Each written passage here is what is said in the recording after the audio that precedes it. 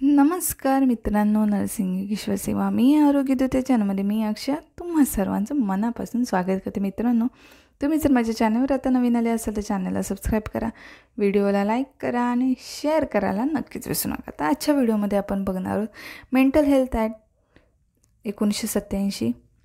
Mental health नर्सिंगमध्ये विचारला जाणारा महत्त्वपूर्ण प्रश्न बऱ्याचदा विचारला जातो, म्हणजे मानसिक आरोग्य कायदा 1987.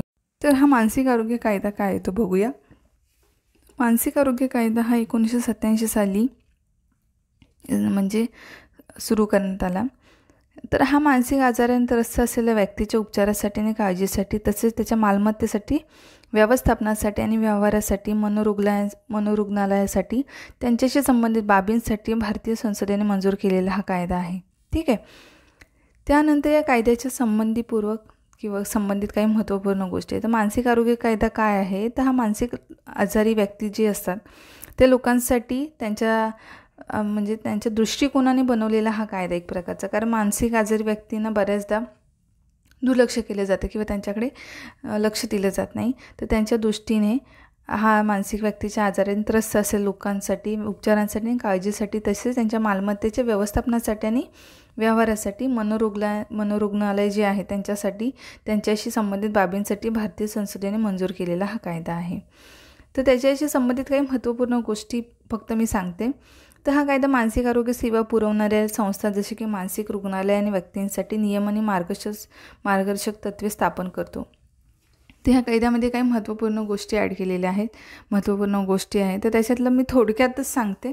तर हा कायदा मानसिक आरोग्य सेवा पुरवणाऱ्या संस्था जसे की मानसिक रुग्णालय आणि मानसिक रिलेटेड जे हॉस्पिटल असतात त्यांच्यासाठी ही मार्गदर्शक तत्त्वे आहेत ते स्थापन करतो. तो मानसिक आजारी व्यक्तींना सन्मानपूर्वक, कारण ती माणसं आहेत, तर सन्मानपूर्वक आणि चांगल्या प्रकारे उपचार मिळावेत यासाठी त्यांचे अधिकार या कायद्यात नमूद केलेले आहेत.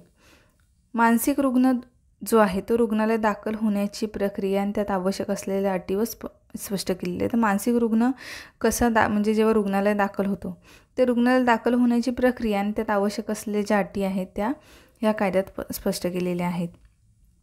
त्यानंतर आहेत मानसिक आजारी व्यक्तींना समुदायात पुन्हा सामावून घेण्यासाठी पुनर्वसन आणि सामाजिक एकीकरणावर यात भर दिला आहे. तर मानसिक जे आजारी व्यक्ती आहेत त्यांना समुदायात पुन्हा सामावून घेण्यासाठी पुनर्वसन करावं लागतं. कारण आता जनरली आपण बघा, एखाद्या व्यक्तीचं आपल्याला समजलं की हा वेडा व्यक्ती आहे, कधी त्यांचे आपल्याला माहीत नसलेली पण कृत्य करतात.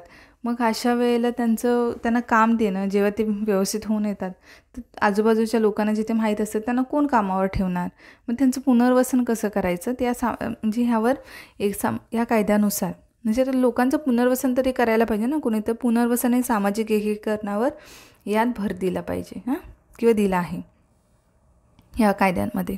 तर मानसिक आजारीच्या निदानासाठी एखाद्या व्यक्तीला 10 दिवसांसाठी मनोरुग्णालयात ठेवता येते. मानसिक आजाराच्या निदानासाठी एखाद्या व्यक्तीला 10 दिवसासाठी मनोरुग्णालयात ठेवता येते किंवा अजून 30 दिवसही ठेवता येते. मानसिक आरोग्य व्यावसायिकाला आणखी वेळ हवा असल्यास दंडाधिकारी आणखी 10 दिवसांची मुदतवाढ देऊ शकतो. मानसिक आरोग्य व्यावसायिकाला आणखी 10 दिवस आणखी वेळ हवा असल्यास दंडाधिकारी आणखी 10 दिवसाची मुदतवाढ देऊ शकतात. अशा प्रकारे एखाद्या व्यक्तीला मनोरुग्णालयात जास्तीत जास्त 30 दिवसांसाठी ठेवता येते. जर या तरतुदीनुसार मानसिक आजारी व्यक्तीला ताब्यात घेतली तर जबाबदार अधिकाऱ्यांना 2 वर्षापर्यंतचा कारावासाची शिक्षा होऊ शकते. जर या तरतुदीविरुद्ध ज्या तरतुदी कायद्यामध्ये केलेल्या आहेत त्या तरतुदीविरुद्ध मानसिक आजारी व्यक्तीला जर ताब्यात घेतलं तर त्या अधिकाऱ्याला 2 वर्षापर्यंत कारावास होऊ शकतो.